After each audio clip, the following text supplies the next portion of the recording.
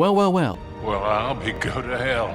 It seems Nintendo and the United States and a lot of other places are we're kind of in a pickle when it comes to new console hardware, specifically Nintendo Switch 2, as it was just announced by Nintendo that they are delaying the pre-order date that was going to go forward on April 9th.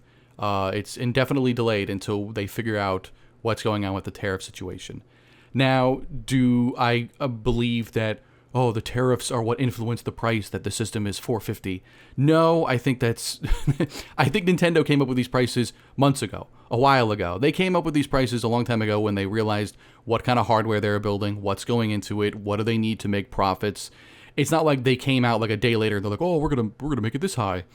They're just doing it because they can get away with it, and fans will buy it. Most fans, when they looked at that $450, myself included, we were like, I would have liked it at like $399, but like $450 is not like, that outrageous, but it kind of is because, they're selling it for cheaper in Japan. So they just know other fans will pay for it.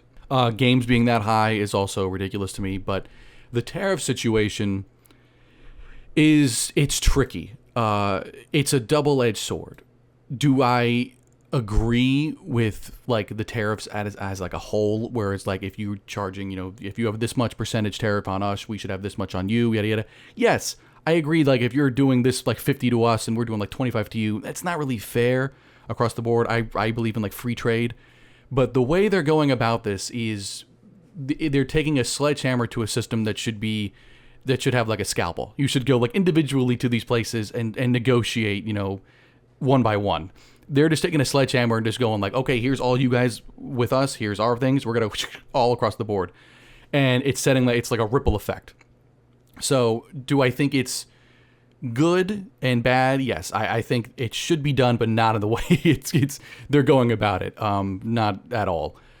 But that $450 price tag was put in place a long time ago. Will they raise it again because of this? They're probably in negotiations right now of what they should do. That's why the pre-orders were delayed for the United States.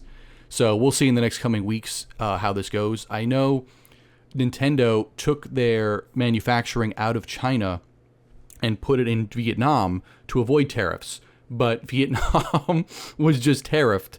So it kind of defeats the point. But Vietnam has asked for they're asking for a 3-month postponement, like a reprieve, because they're willing to try and negotiate with the White House. So will we see a price increase? I don't know, but Nintendo will hit that June 5th release date worldwide. I just don't know what the price will be in the United States at this point in time. I don't think anybody does. So we just have to weather it out and see. As for the game prices, I think it's ridiculous. It's insane. Donkey Kong is like a 10 gigabyte game that even some of the animations don't look as smooth as they should. Like when Donkey Kong turns, like he just kind of flaps down. There's no like fluid animation for it. It's like an animation cancel and stuff like that. I just don't feel like that game, like those kind of games are worth like $70 personally.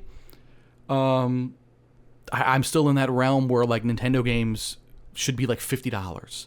Unless they're like very long, or maybe like a Xenoblade type of RPG where you can maybe do like 60, or like maybe Zelda, you can argue like 60, but like charging like $80 or whatever for like Breath of the Wild when that game, and just for like and you're paying for the online for it and the expansion pass to have like a frame rate increase and things like that is ridiculous. It's like a $30 upgrade.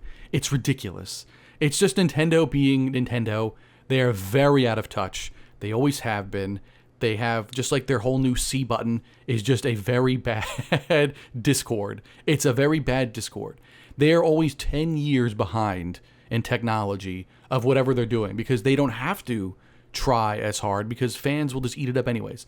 Even if this console goes from $450 right now to $500 potentially or higher, I still think fans are going to pre-order in the US in droves. They're not going to speak with their wallets. Nintendo fans never do.